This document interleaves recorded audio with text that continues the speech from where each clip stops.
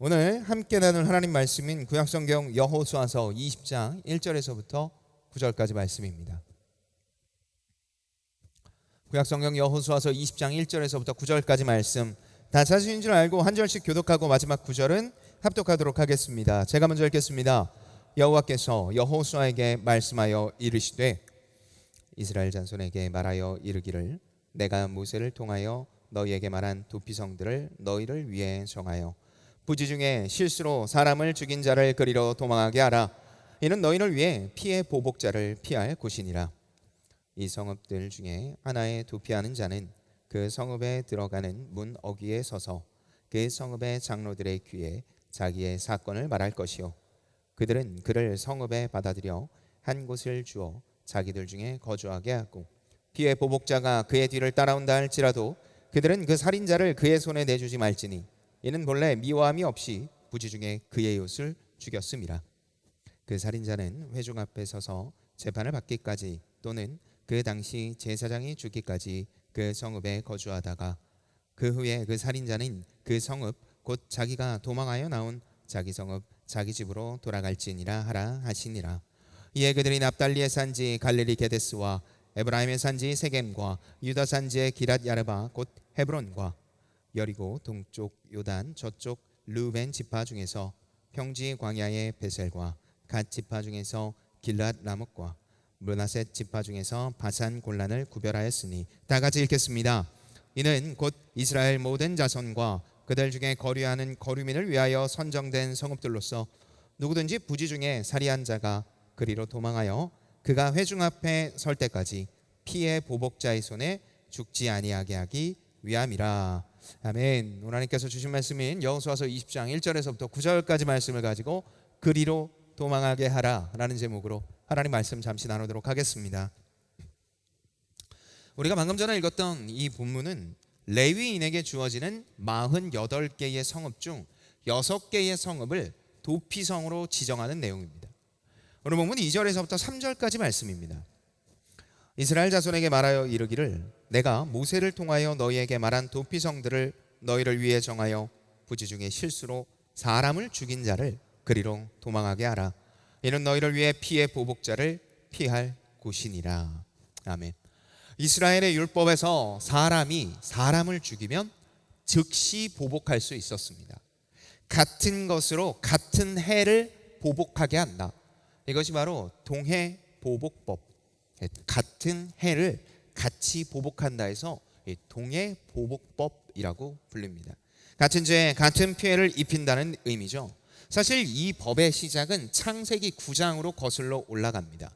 창세기 9장 5절에서부터 6절까지의 말씀을 보면 이렇게 이야기를 합니다.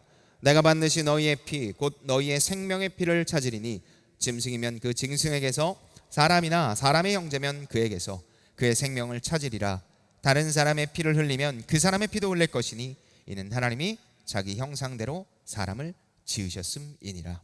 하나님의 형상대로 지음받은 사람을 사람이 판단하고 그리고 죄로 말미암아 죽이는 것은 원칙적으로 하나님의 뜻을 어기는 행위입니다. 그렇기에 누구도 그렇게 해서는 안 됩니다. 그렇기에 즉각적인 보복 살해도 가능한 것이죠. 그리고 그 보복 살해는 그것을 보는 사람이 하는 것이 아니라 가족이나 가장 가까운 친척이 할 수 있었습니다. 하지만 우리가 살면서 항상 1 아니면 10의 정확한 결과뿐 아니라 5, 6 정도 되는 조금은 애매한 그리고 의도치 않은 사건들을 쉽게 경험하지 않습니까? 바로 원칙적으로 살인은 모두 다 죄이고 그리고 그 모든 살인에 관해서는 동해보복법이라고 이야기를 하는 것처럼 죽어야 마땅하지만 예상치 못한 살인에 휘말릴 수도 있었습니다. 사실 지금은 안전장치도 있고 경계심도 높아서 조금 덜하지만 고대 근동지방은 훨씬 더 잦았습니다. 그렇기에 오늘 본문의 도피성으로 그 예상치 못한 경우를 위한 대비책입니다. 예상치 못한 살인이 일어나면 그 살인을 저지른 사람은 일단 도피성으로 피하고 피의 보복, 그 동해 보복에서 벗어날 수 있었습니다. 그렇다면 우리는 여기서 한 가지 질문을 하죠. 이게 고의인지 아닌지 어떻게 합니까? 사람이 사람 마음에 들어가 보지도 못하는데 정말 이게 고의인지 아닌지는 어떻게 할 수 있습니까? 라고 질문을 하게 됩니다. 하나님께서 민수기 35장 22절부터 23절 말씀에 고의성은 딱 3개로 이렇게 규정 짓습니다. 22절부터 23절까지의 말씀입니다. 악의가 없이 우연히 사람을 밀치거나 기회를 엿봄이 없이 무엇을 던지거나 보지 못하고 사람을 죽일 만한 돌을 던져서 죽였을 때에는 이는 악의도 없고 헤아려 한 것도 아닌지, 무심코 사람을 밀거나 물건이나 혹은 돌을 던지는 주변의 위험을 인지하지 못한 상태에서 저지른 살인, 그게 바로 예상치 못한 살인이라고 이렇게 이야기를 합니다. 이 경우에 가해자라고 얘기할 수 있는 사람은 도피성으로 도망갈 수 있고, 오늘 본문 4절에서 이렇게 이야기를 하죠. 이 성읍들 중에 하나에 도피하는 자는 그 성읍에 들어가는 문 어귀에 서서 그 성읍의 장로들의 귀에 자기의 사건을 말할 것이요, 그들은 그를 성읍에 받아들여 한 곳을 주어 자기들 중에 거주하게 하리라. 범인은 도피성 입구에서 장로들에게 자초지정을 얘기합니다. 그리고 그 사람이 수배 중이거나 의도한 살인이 아니라는 1차적인 판단이 들면 도피성 안으로 받아들입니다. 그리고 그가 살 곳을 정해주고 회의와 재판을 진행합니다. 그리고 이 회의와 재판은 도피성이 아닌 자신이 살인을 저질린 성의 문 어귀에서 시작을 하죠. 그리고 피의자인 본인과 그리고 피해 보복자인 가족이나 가까운 친척이 그 장로들과 그리고 모든 회중들 앞에 서서 재판을 받기 시작합니다. 그리고 그가 저지른 살인이 의도하지 않은 살인이라면 다시 한번 생의 기회를 받습니다. 반대로 고의적인 살인이라면 그 즉시 피해 대가를 치릅니다. 물론 의도치 않은 살인일지라도 온전한 무죄로 보지는 않습니다. 오늘 본문 6절에 보면 그가 생을 이어나가지만 이런 일이 있을 거라고 이야기를 하는데요, 이렇게 이야기를 합니다. 그 살인자는 회중 앞에 서서 재판을 받기까지 또는 그 당시 대제사장이 죽기까지 그 성읍에 거주하다가 그 후에 그 살인자는 그 성읍 곧 자기가 도망하여 나온 자기 성읍 자기 집으로 돌아갈지니라 하라 하시니라. 비록 의도하지는 않았지만 분명히 살인을 저지른 것을 외면하지 않습니다. 그런 행동에 책임을 지게 하는데 바로 제한된 자유입니다. 일종의 연금 상태죠. 만약 이런 도피성을 벗어나서 죽게 되면 그 책임과 보상은 1도 없다라고 이야기를 합니다. 그래서 도피성을 벗어날 수 없고 그리고 그 안에서만 살아야 한다고 이야기를 합니다. 이런 도피성은 몇 개가 주어졌습니까? 6개.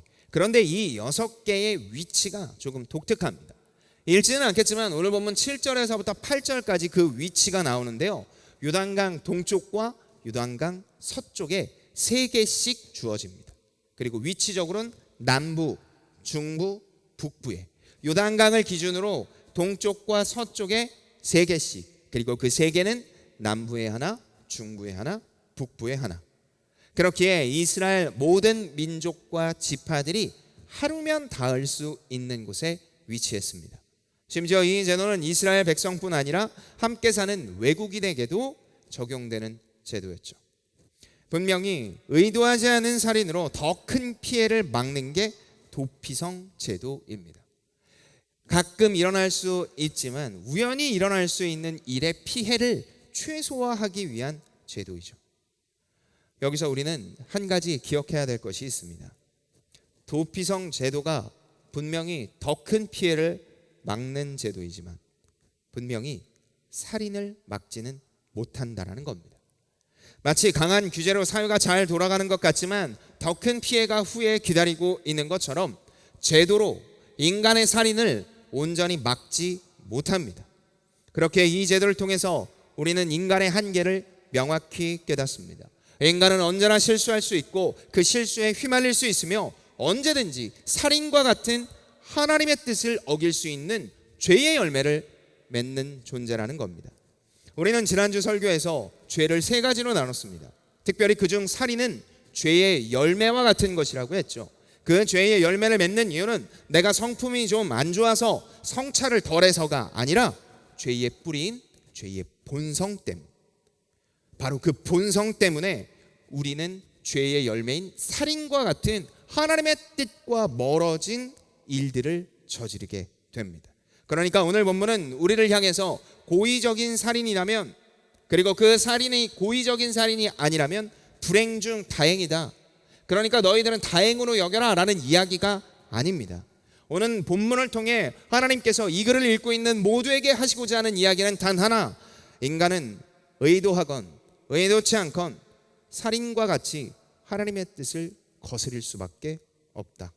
더욱이 그런 일이 비일비재하기에 하루 만에 닿을 수 있는 6개의 도피성이 필요할 정도로 부족하고 나약하며 끊임없이 세상에 휘둘릴 수밖에 없는 존재다라고 이야기를 하십니다. 우리도 마찬가지입니다. 언제나 우리도 하나님의 뜻을 어길 수 있죠. 그렇게 이런 의도로 보면 도피성은 잠시 피하는 영원히 살 곳이 아니라는 걸 기억합니다. 언제든 하나님의 뜻을 어길 수 있는 존재가 원래 살아야 할, 있어야 할 장소인 고향이나 집이 아닌 도피성과 같은 곳에서 일시적으로 살아가고 있습니다. 그렇다면 어떻게 해야 그가 온전히 그가 가야 될 바로 본향, 바로 그 집에 들어갈 수 있을까요?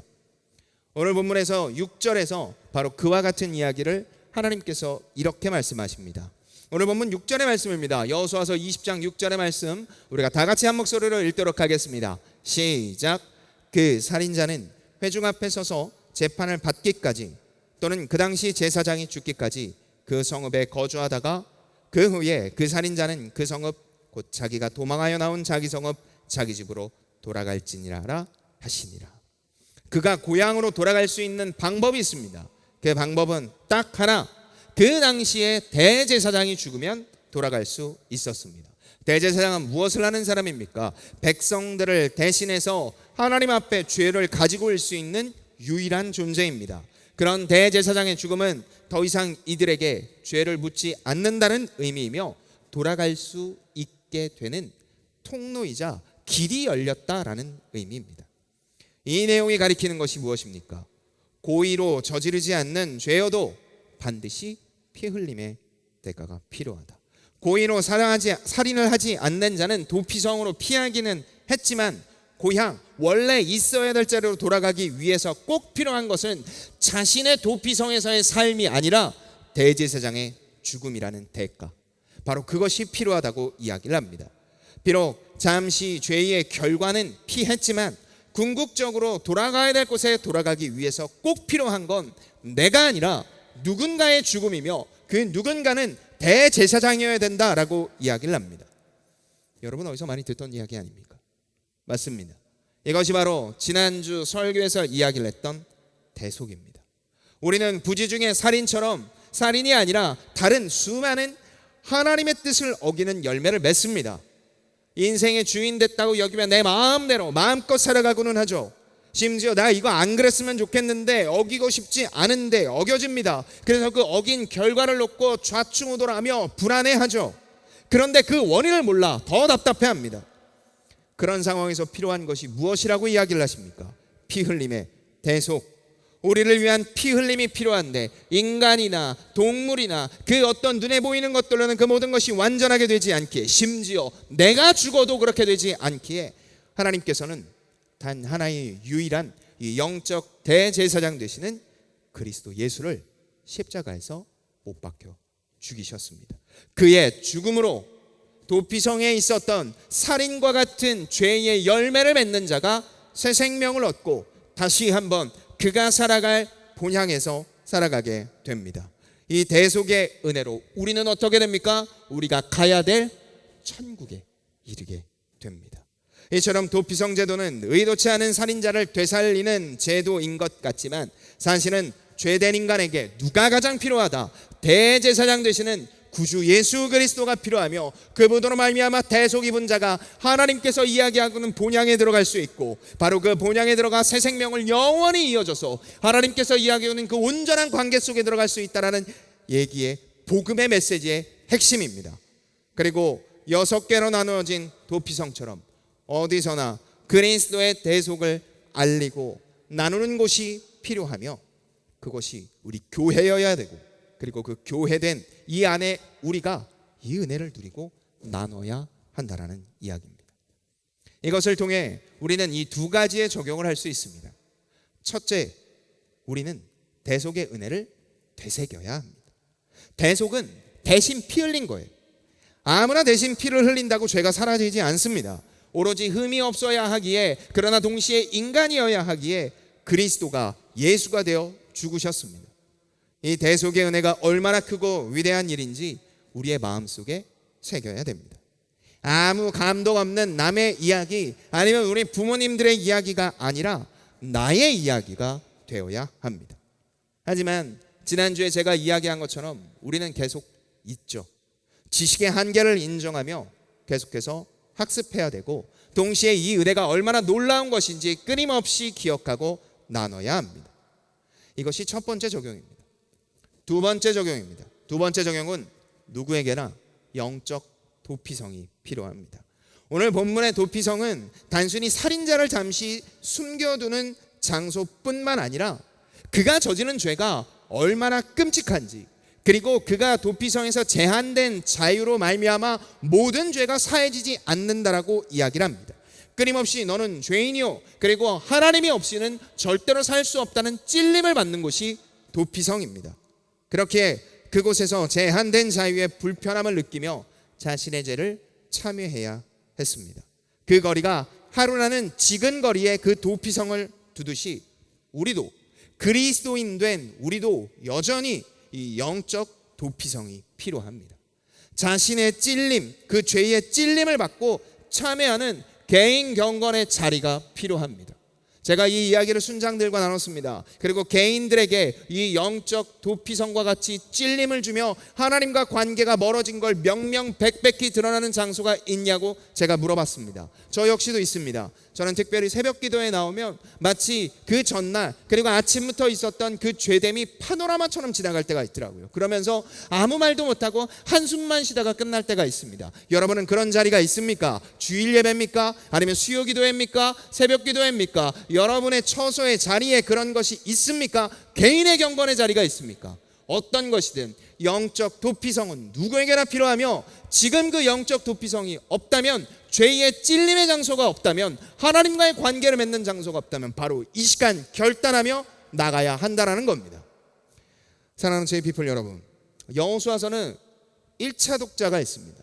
2022년 3월을 살고 있는 우리가 1차 독자가 아니라 제일 먼저 다른 사람에게 읽히기 위함인데, 그 1차 독자는 바로 가나안 정복 2세대, 여호수아서가 죽고 나서 미완된 이 가나안 땅을 정복하기 위한 세대를 위해서 쓰여졌습니다. 그리고 그들에게 오늘 본문이 읽혀질 때 그들은 어떻게 느껴집니까? 미완의 정복 전쟁이 단순한 정복으로 끝나서는 안 되는구나. 도피성에서 자신의 죄를 깨닫고 하나님이 없이는 안 된다라는 것을 깨달은 자들이 다시 한번 그들의 보량으로 돌아가 하나님의 마음을 나눴던 것처럼, 그래서 다시 한번 하나님의 놀라운 은혜를 이야기한 것처럼 우리도 그 이방 민족을 향해 하나님의 하나님 되심을 알려야 하는구나. 그래서 남겨진 가나안 민족들이 하나님께 돌아올 수 있게 해야 되겠구나. 그래서 사사기 3장 1절에 하나님께서 숨겨두신 가나안 5민족을 남겨두셨다고 이야기를 하며 정말 이들이 따르는지 아닌지 시험하셨다라는 이야기처럼 끊임없이 믿음의 시험을 통과해야 되는구나 라는 걸 깨닫게 하기 원하셨습니다. 그리고 이것은 오늘 우리에게도 동일하게 적용됩니다. 하나님께 돌아오는 유일한 방법, 온전히 죄 없다 여김을 방법은 대속밖에 없습니다. 대제사장의 피 흘림을 통해 본향으로 돌아와야 하며, 우리도 구주 예수 그리스도의 피 흘림인 대속을 통해 천국에 들어갑니다. 그리고 그 천국에 들어갈 수 있는 자격을 주어지고, 그리고 내가 죄 없다 여김을 받은 바로 이 사실에 감사해야 됩니다. 그리고 영적 도피성되는 교회는 이 대속의 메시지를 아직 믿지 않는 자들에게 전하며, 또 우리는 동시에 이것을 배우고 계속해서 찔림바 되면서 살아갈 수 있어야 됩니다. 이것이 오늘 설교의 본문에서 나온 것처럼 그리로 도피하게 하라는 내용의 핵심입니다. 성도와 교회의 목적이며 도피성의 궁극적인 목적, 세상에서 구원받을 수 없는 이 놀라운 은혜와 사랑이 바로 여기에 있다. 대제사장이 피 흘림에 있고 그 피 흘림을 선포하는 교회에 있으니, 사랑하는 하나님의 자녀요, 이곳에 나와 대속의 은혜를 받아들이고 그리고 하나님의 자녀로 하루하루를 살아가라.